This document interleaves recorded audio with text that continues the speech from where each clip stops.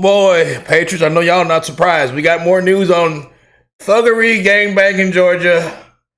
Corrupt, dirty, Fulton County.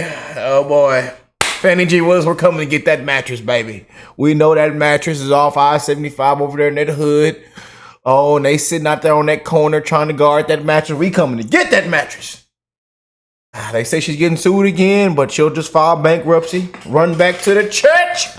Run back to the church and pull the race card. Play victim. Boy.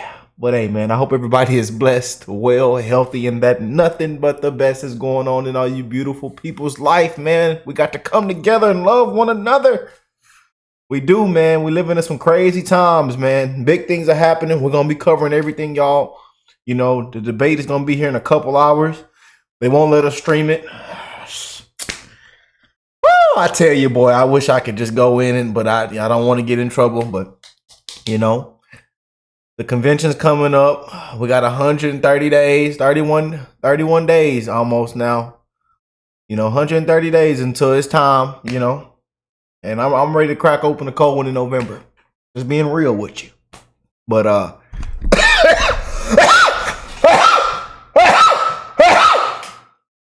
that's the love right there. Yeah, I had some stuck in my throat earlier. I was trying to get it out, but there it just came out. Now y'all know my Patriots know when it comes out when it feels like it. Woo! Well, boy, oh boy, we got some breaking news, y'all. And I couldn't wait to get into this from my brother Nez, man. Make sure y'all check my brother Nez out. He loves our channel as well. So make sure y'all show him some love. But man, they say Ashleigh Merchant. If I need an attorney or anybody, we got to get Ashleigh Merchant, true patriot, baby. I want Ashleigh Merchant if we need an attorney, baby. Woo! But man, I'm telling y'all, man, need to be tons of people held accountable, investigated. I mean, but hey, so much corruption is getting exposed, y'all. And like I tell y'all, the truth will always shine in the light, whether you like it or not. We coming to get it. We coming to get it. So let's go and jump in, y'all. Let's go and jump in. And again, I know a lot of y'all not surprised because every day is something new in Georgia. People hiding, still in line under oath, drinking Grey Goose at the job. You know, people at the bar hitting on the police and people taking out their wedding ring, having affairs, you know, going on trips, people not doing their job. Yeah. Oh, Georgia. What the is going on in Georgia? And we sent a couple of hats to Patriots that live over there in Georgia. Yeah. We sent a couple mega hats over there. Make sure you send me an email. We've sent out tons of hats. Tons of you guys are getting y'all hats this week. As I can see, some of y'all have already emailed me some new pictures to add to my collages. If you want to see my first collage that I put together of some of the beautiful Patriots on the channel, go to the community tab. I'm putting more together this week, next month, and we're going to continue to send out more hats and gifts. A lot of y'all have already gotten your hats, and you're probably sitting here watching right now with your hat on. I love you. I hope you're smiling right now. And again, man, we're going to continue to send out more hats as much as we can. And again, I know people are asking, Rick, what if it doesn't go the way you want it to go? Hey, man. At the end of the day, I got to put a smile on somebody's face. I got to give somebody else hope. And I got to make somebody else, I got to spread that love to somebody else around the world.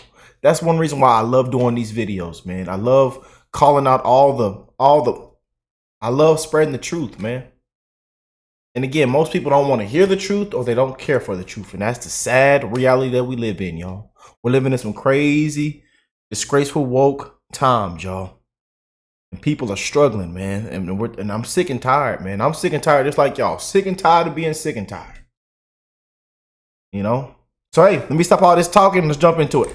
Live breaking news, Nez Nation. Cash Money G Fani Willis did it again. She's in court. She's getting sued. Well, she's not in court, but representatives from her office. She sends her little minions because she never wants to answer or put her own feet to the fire. The lawsuit accuses Cash Money G of violating the Georgia State Open Records Act, initially submitted back in January after merchant questioned Willis on the stand about her relationship with former special prosecutor Nathan American Pie Wade.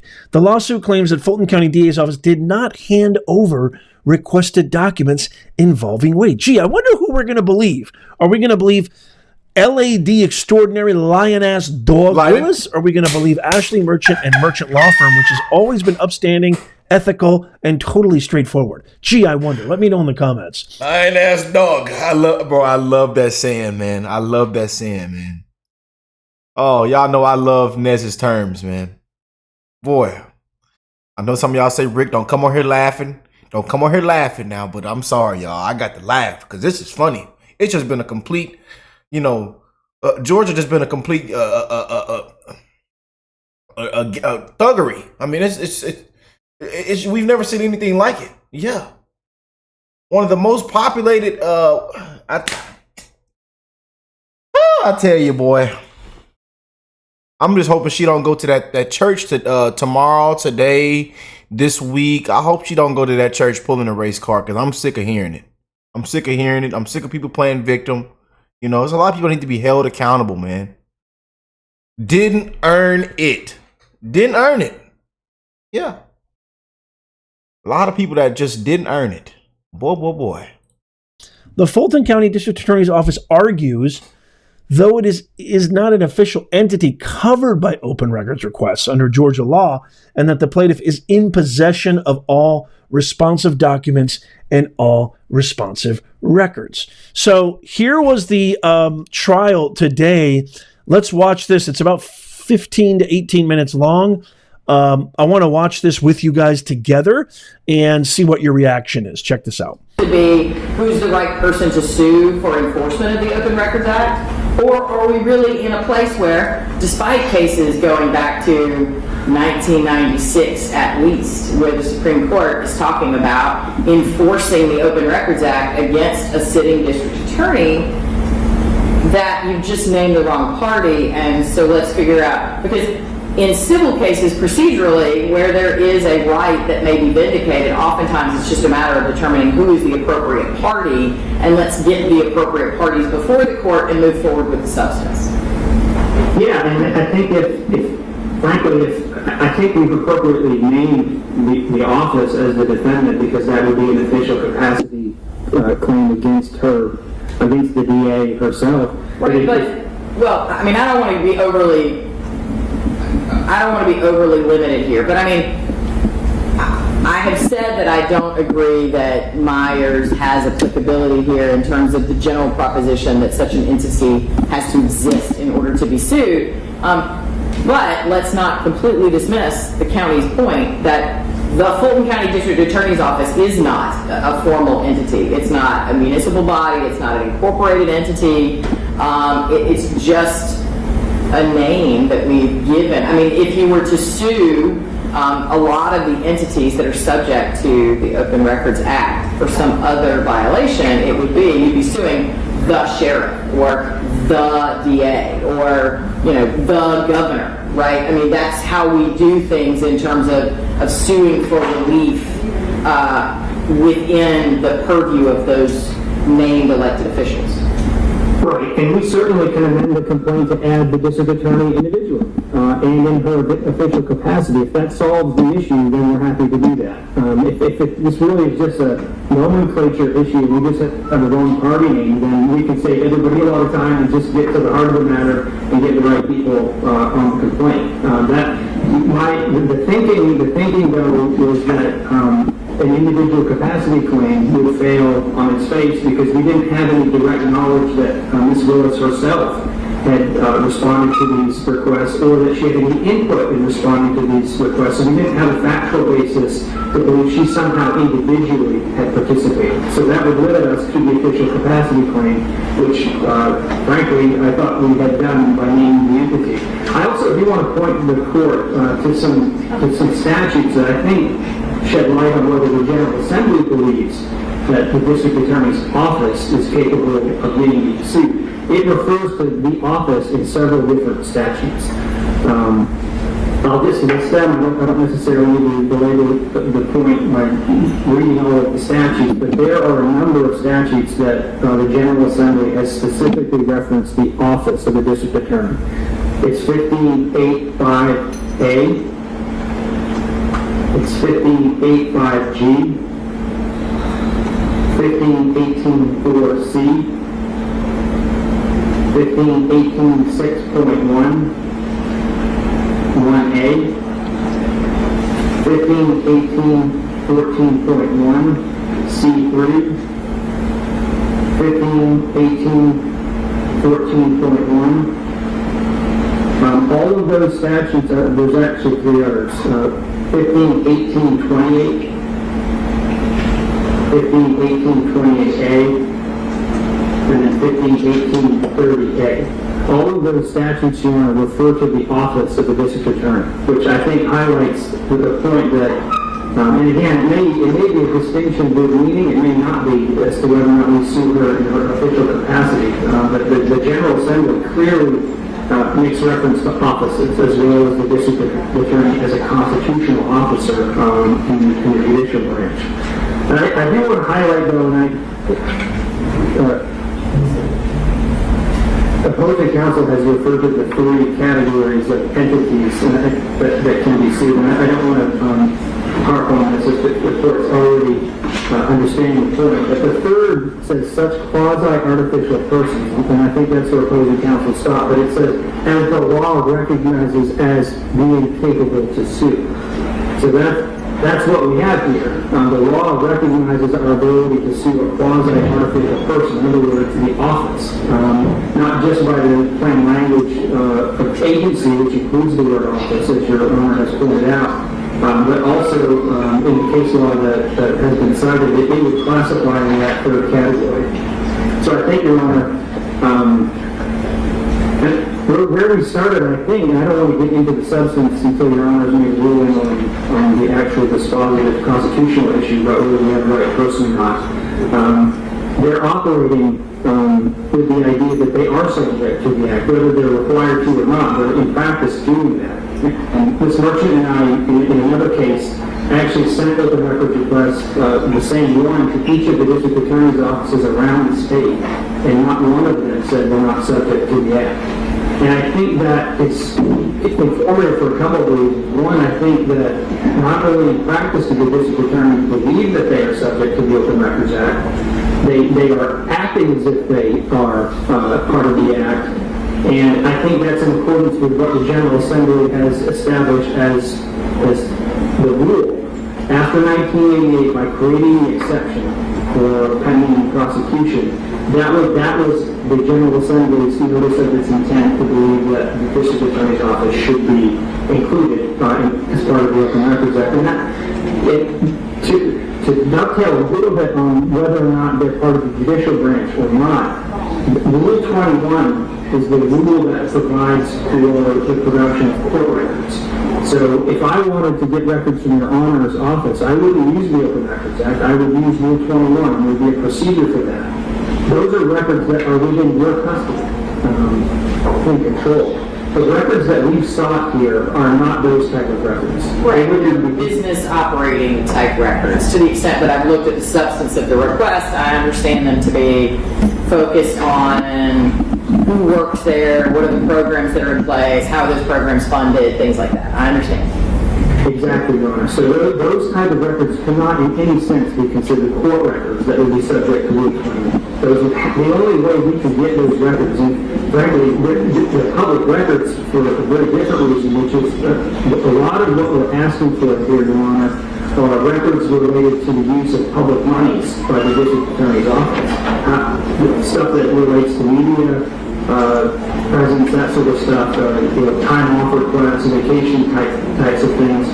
Those are all things that if we don't have a mechanism through the Open Records Act to get that, there is no mechanism to get that. We have two ways. We either ask through the Open Records Act or we ask through Rule 21. And if their position is, I don't hear them saying that, but if their position is that they're just not subject to the act at all, then there's a whole panoply of records potentially related to public funds and expenditures that the public can never see. And I don't think that was what the General Assembly ever intended in creating the act and creating the exception for the pending prosecution.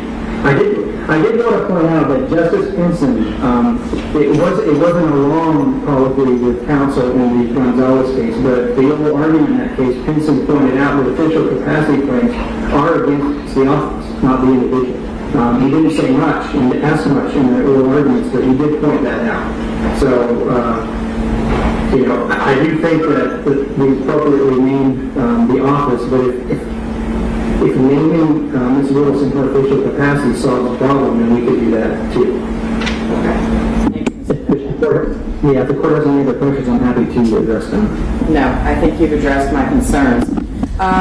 Ms. Monroe, it is your motion, and so I'm going to give you the last word. But I will ask that I'm not sure I've actually gotten an answer to my question. I think you've said that the reason that the district attorney's office is engaging in the process of and maintains a structure for requests is because it is the district attorney's civic duty to do so, which I don't want to assume, but I think implies that your position is that the DA's office is not legally obligated to provide or to comply with the Open Records Act. And so I do want to get a clear answer. Is the DA's position that it is not obligated, that it is not governed by the Open Records Act and therefore not required to comply? Or is it that the plaintiff has simply named the wrong entity?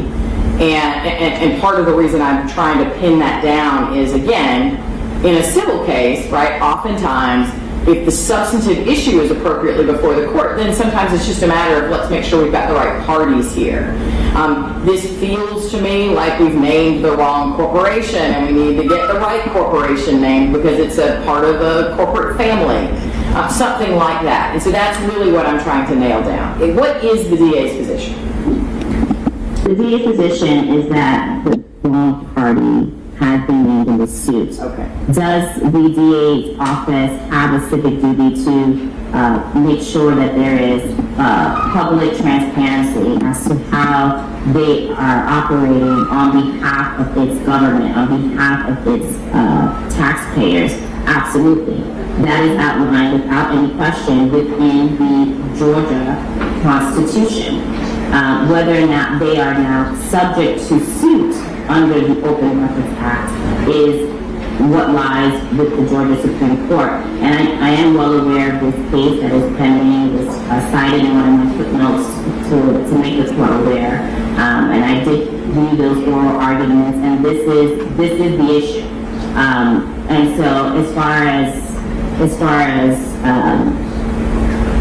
liability, I think that is the bigger umbrella, which we will get to. However, we're just not quite there because, again, we have the wrong defendant. Okay. Thank you, Ms. Monroe. Anything else you want to say in closing? Because again, So what this is becoming like, it's so amazing to me because this is why it's so important to understand and have critical thinking and comprehension. And you kind of, when you hear things like this and you see things like this in the criminal justice system, precision seems to be the utmost North Star. And you want to be accurate. And we've seen time and time again, especially in Atlanta, especially in Georgia, especially in Fulton County, we've seen time and time again deviations from that precision, that ethical faith, to the system, and that devotion to truth. And so what we have here is the fact that the Fulton County DA's office is not some kind of, what they're basically saying, and Mr. Merchant really identified it correctly when he said, this is just a simple nomenclature issue.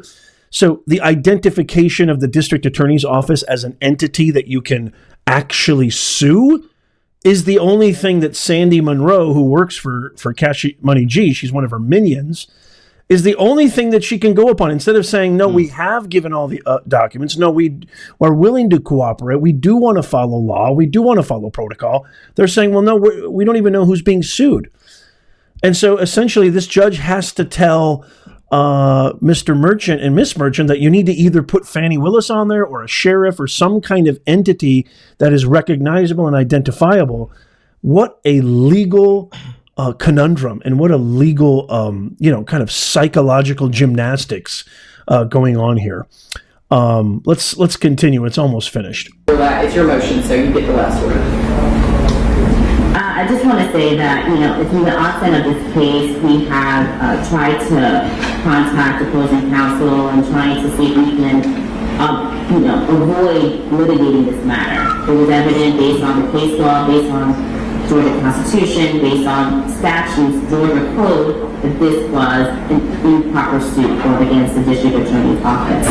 And they proceeded, which leads us to the next conclusion that this was merely to pursue the abuse of litigation, merely to pursue the harassment of the District Attorney's Office, and to further fish through business records that have already been provided. Now, I know the court was going to answer some details on the merits of the open record request itself, but when we do get to that juncture, that will further reveal why we're actually here. If it was about open records, we would welcome that conversation. We tried to welcome that conversation prior to even coming here, Your Honor. However, that was not something that we were able to do. So just some context for the court in making this decision today. Understood, Ms. Healy. Okay, so the main reason I was trying to sort of nail down that issue is I think that there's clearly an open question about the nature of the relief that the court might afford to the plaintiffs in this case, depending on the outcome of this larger issue in terms of the enforcement of the Open Records Act. But as an initial matter, to procedurally place this case appropriately, like I said, the plaintiff did try to amend the complaint to name a different party. I understand the Fulton County District Attorney's point that, the Fulton County writ large is not the custodian of the records that are sought by the plaintiffs in this case, but it does indicate that perhaps there might be a more appropriate agency, even if it's by addition rather than substitution. And so what I think I might do from a procedural perspective, I don't want to delay things unnecessarily, but I also don't want to get into the time and effort required to go through each of these requests and determine if they were responded to, if responsive documents exist, if they were perhaps documents that the DA's office would have been required to create. I mean, there are all sorts of substance that we'll have to get into if this is an appropriately postured suit that is capable of being urged against some entity that is the Fulton County District Attorney's Office in whatever way it's named. So here's what I'm going to do. I am going to invite the plaintiffs. I'm not going to deny or grant the motion to dismiss at this point. Because I think there is an open question as to whether the Fulton County District Attorney's Office is the entity that would be the representative of the office. But I also think that the plaintiff should have an opportunity, as they've attempted to do already, to move to add a party if they believe there's another party that might appropriately be named here to better posture the case between the real parties in interest, whichever appropriate legal entity that is, whether it's the district attorney in her official capacity, the district attorney in her personal capacity, but whatever it is that the plaintiffs decide, I'm going to give them an opportunity to do that. Giving them that opportunity will then give the county, the Fulton County District Attorney's Office, or whomever is named, the opportunity to move on that issue as well, and then it gives all of us the benefit of perhaps a ruling from the Supreme Court to answer some of the underlying substantive questions to determine if the right party is named. Do we then need to get into the granular? And so what I think I'm inclined to do is to grant 20 days from now for the plaintiffs to amend their complaint or move to add a party in whatever way they choose, to see if there is an entity or party that they might add that will be a more appropriate party procedurally. And then once they add that, I'm going to shorten it slightly to 20 days instead of the full 30 days for the county to file whatever motion to dismiss it chooses, whatever motion practice it might choose to file. And then, obviously, the plaintiffs would have an opportunity to respond to the motion to dismiss, and then perhaps at the 60 days from now, 70 days from now mark, we might be in a better position to know, to have some guidance from the Supreme Court on at least part of the issues here in terms of who is the appropriate party.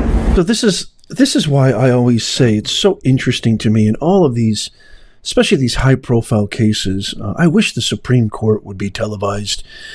The obvious television application should have been Trump's hush money trial in New York. That trial should have been televised. I think it would have changed everything: the depiction, the interpretation, the analysis.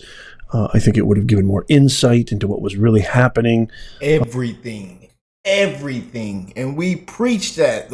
I'm telling you, it should have been televised for the world to see. Yeah. And drag the president through the mud.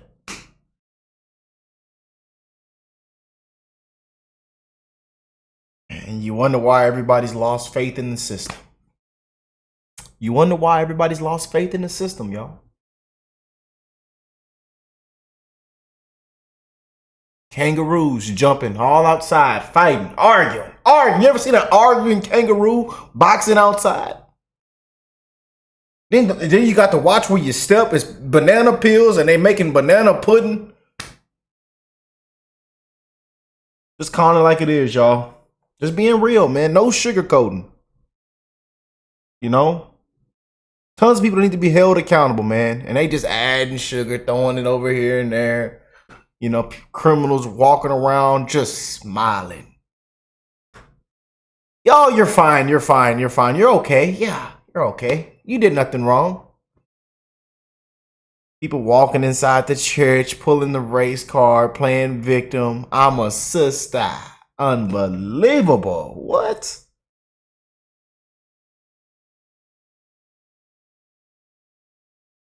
Like, what does race have to do with anything, man? When people get it through they skull, man. The human race, one love, baby. You know? The judges are in there. The judge is screaming. He hiding stuff, having secret meetings. You know? Could care less if you care about if the rapper did something or not. I don't care. It's just the system, man. The system. Just a bunch of people. DEI didn't earn it. You know? People coming after Trump, then come to find out they got their own dirty laundry. Taking off wedding rings. Sipping on Grey Goose bottles and throwing off their drawers. What? Innocent people down there. Innocent people in the prison and jail. Oh.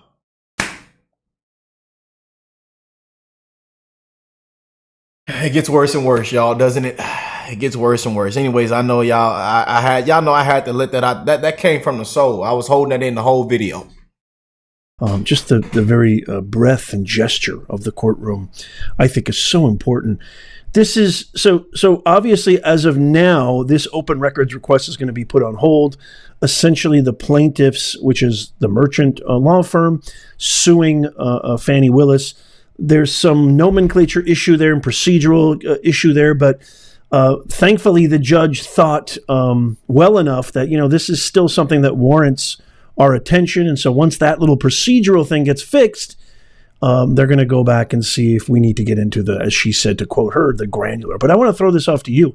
Don't you think this implies, again, an appearance of impropriety, again, a conflict of interest, again, the fact that you're not suitable for the profession of law and order, especially something, to quote Sadow, is held to the highest standard, that of being a prosecutor, a district attorney. And you have committed prosecutorial misconduct time and time again. Again and again. Never mind the actual conflict. Never mind the actual impropriety. But the appearance of impropriety is abundantly clear. I mean, that to me just says, why are you not recusing yourself? Why are you not dismissing this case? Why are you not getting off this? What is really going on here? I throw this off to you, Nez Nation. Let me know what you guys... Yeah. Huge salute and love to my brother Nez, man. For real, man. No sugarcoating, y'all. And I can already see the comments now. You know? But hey, I love you guys, man. I'm wishing the best in all you guys' life, man. We're going to continue to bring amazing updates. We're going to continue to keep it real. You know, again, but we do want to stay in the guidelines. We don't want to get in any trouble. So I do have to watch what I, make sure I always watch what I say. I can't just come in here talking crazy and stuff like that. You know, we got to stay in the guidelines, and we do try to stay professional, but, we have become a complete laughingstock, and what we've seen, especially this year alone, is just a complete circus. The circus continues, The circus continues. Everybody's laughing at us. They want us to tell us what we are seeing isn't real, It's ridiculous, man, And on all the stuff we've seen take place and what people are going through right now as we speak, you should be fired up to go to that voting booth. Fired up. Fired up. Tear the walls down. If you got to crawl. If you got to crawl to that voting booth.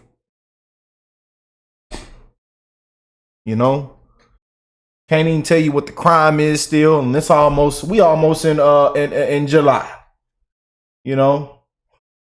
We almost in July. It's going to be August. And we still don't know what the crime is. Unbelievable, man. But hey, I love y'all. Comment down below, man. Y'all spread the love to one another. We got to come together, y'all. We got to come together, man. And we're going to keep spreading that love. Make sure you send me an email. If I haven't responded back to you, think I forgot about you, send me another email. I would love to send you, your family, your kids, a loved one, somebody, a hat, a mega hat. A lot of y'all right now probably wearing your hats, or you wear them, whenever you can. I know you've gotten your hats. Show me some love in the comments if you gotten your hat. And again, if you haven't sent me a picture, I would appreciate it if you did, but you don't have to. But y'all have been sending me more pictures, and we're putting together more collages in the community tab. If you've seen the first collage I put together last week, it's in the community tab. Go look at all those beautiful patriots, man, smiling. Proud, ready for a change, man, ready to get back on track. I'm going to be putting together more collages, and there's a lot of photos I didn't get to use. So we're going to be putting together tons of more collages, and a lot of y'all were like, Rick, send these collages to Trump, But he won't see it, man. That man is busy. He's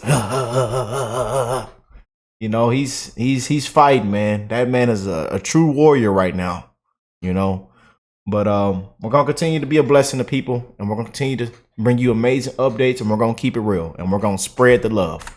I love y'all, and I will catch y'all in the next one, man. Peace and love, family.